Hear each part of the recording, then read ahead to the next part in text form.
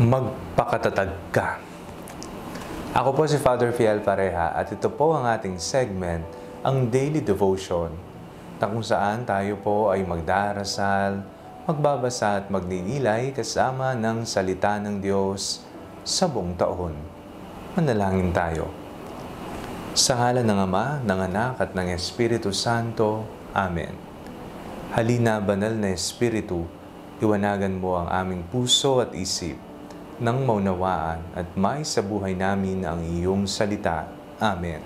Our Bible passage for today is from the Gospel of St. John chapter 15, verses 18 to 21, and I read it for you.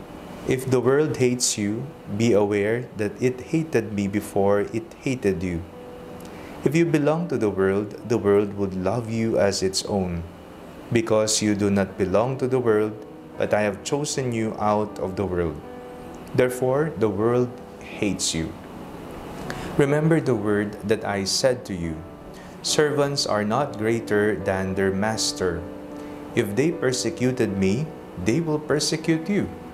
If they kept my word, they will keep yours also.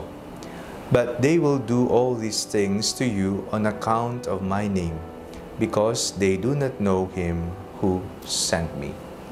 May pagkakataon po sa ating buhay na tayo ay sumusuko sa mga hamon na ibinabato sa atin ng mundo. Yan man ay sa pamamagitan po ng paghahanap ng trabaho, sa ating pang-araw-araw na pamumuhay at pakikibaka sa ating negosyo, o kaya naman sa ating relasyon, sa ating pamilya, sa mga kaibigan at iba pa.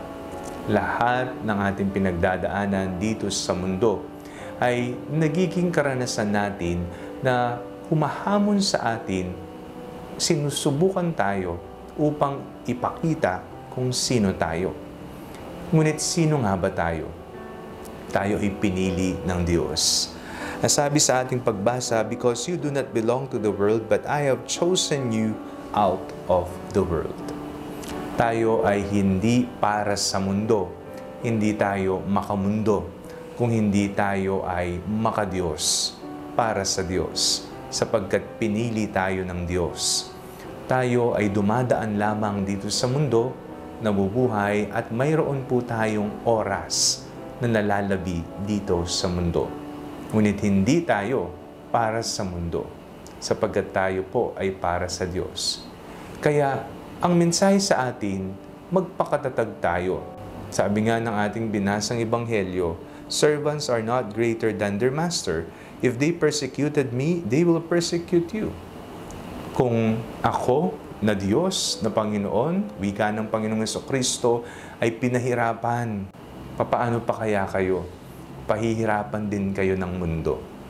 Ngunit magpakatatag tayo, sapagkat kung nalampasan ni Kristo, malalampasan din natin ito kasama niya. Huwag ka susuko, lumaban ka lamang sa iyong buhay. Manalangin tayo.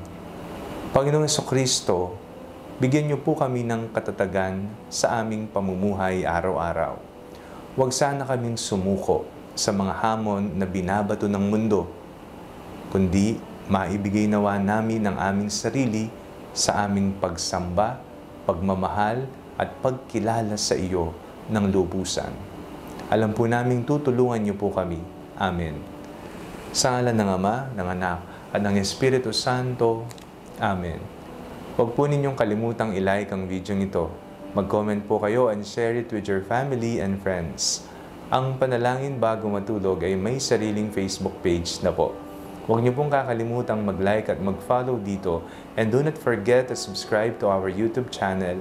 I-click niyo lamang po ang link na nasa description ng video nito, o kaya naman po just search Father Fiel Pareha. God bless you po.